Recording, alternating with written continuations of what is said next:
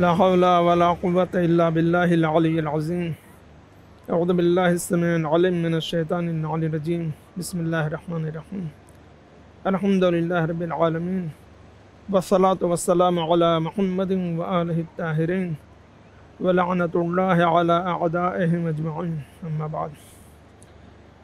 الحمدللہ ہم اس وقت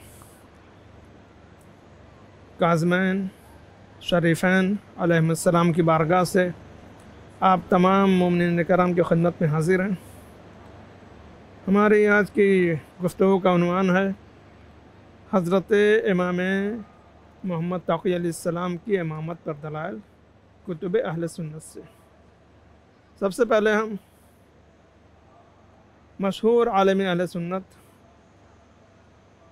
ابن سباغ مالکی کی کتاب الفصول المہمہ سے حضرت امام علی رضا علیہ السلام کا اعلان امامت حضرت امام محمد تقی علیہ السلام بیان کرتے ہیں۔ جیسا کہ یہ طریقہ رہا ہے اور یہ سنت پروردگار رہی ہے، انبیاء اور ائمہ طاہرین علیہم السلام کی سنت رہی ہے کہ پہلے والے حجت خدا اپنے بعد والے حجت خدا کے لیے اعلان کرے کہ میرے بعد کون خدا کی حجت ہوگا، کون نبی ہوگا یا کون امام ہوگا۔ جس طریقے سے مولا کائنات کی خلافت کا اعلان اور اپنے بعد کے لیے حجت کا اعلان پیغمبر اسلام نے متعدد مقامات پر کیا، جن میں ایک مقام جو سب سے بڑا مقام اور بڑی منزل تھی مقام غدیر خم۔ اسی طریقے سے ہر امام نے اپنے بعد میں ہونے والے امام کے متعلق اعلان کیا کہ میرے بعد فلاں امام ہوگا۔ لیکن حضرت امام علی رضا علیہ السلام کے متعلق یہ بات ہو گئی تھی کہ آپ کے کوئی اولاد نہیں ہو رہی تھی، یہاں تک کہ آپ کو لا ولد کہا جانے لگا۔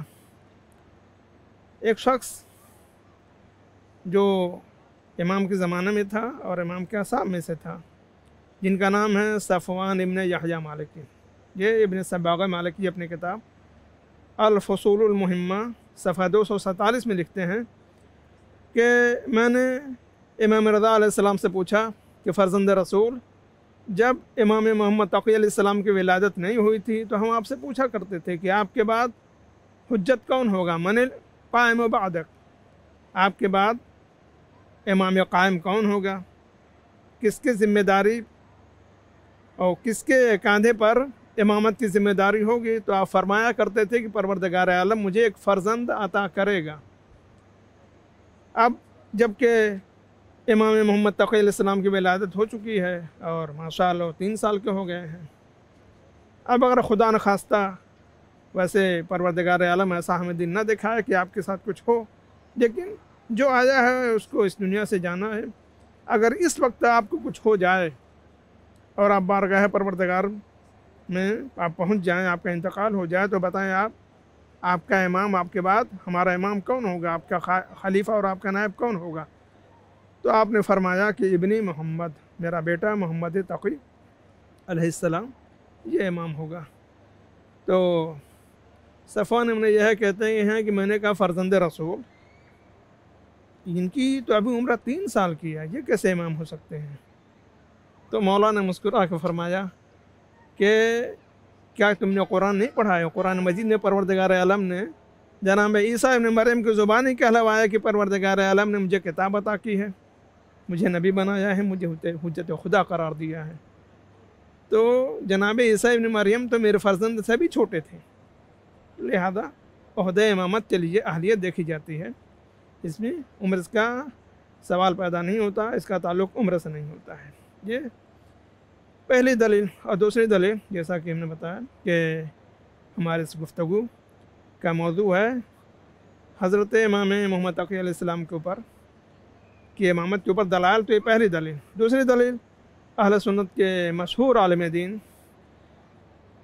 سلیمان قندوزی حنفی، انہوں نے اپنی کتاب ینابع المودہ جلد 3 صفحہ 170 باب نمبر 65 میں یہ تحریر کرتے ہیں کہ امام جعفر صادق علیہ السلام کے فرزند جناب علی بن جعفر، تو ساتویں امام کے فرض بھائی ہیں، تو اب ظاہر ہے ساتویں امام تو نویں امام کے امام محمد تقی علیہ السلام کے دادا ہوئے، اور یہ ان کے بھائی ہیں تو یہ بھی رشتے میں دادا ہوتے ہیں۔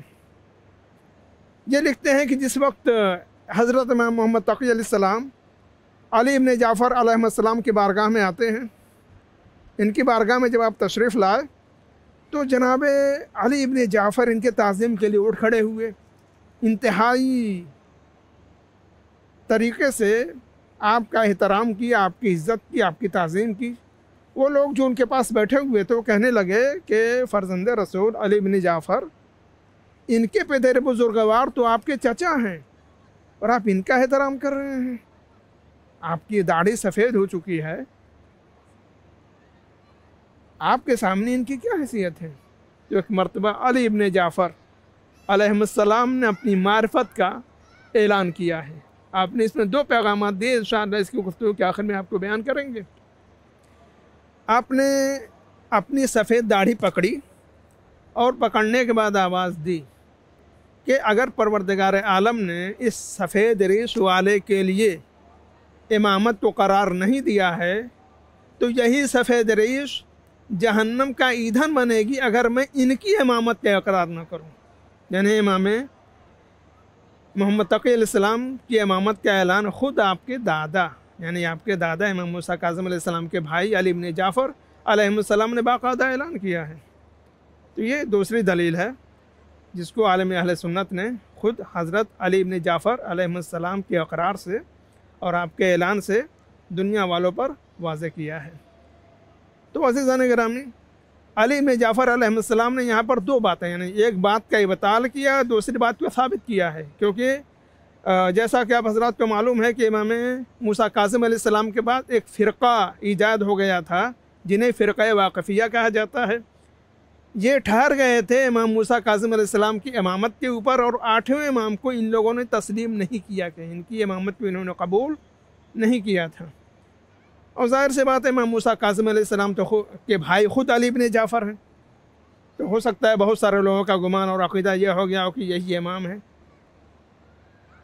تو لہذا وہاں پر علی بن جعفر علیہ السلام نے کہ اگر کسی کا گمان میری امامت کے متعلق ہے تو اس کو ہی باطل کیا۔ وہاں پہ صاف صاف اعلان کر دیا کہ پروردگار عالم نے باوجود ہے کہ میرے ریش سفید ہو گئی ہے، امامت کو میرے لیے قرار نہیں دیا ہے، بلکہ یہ امامت کس کے لیے ہے؟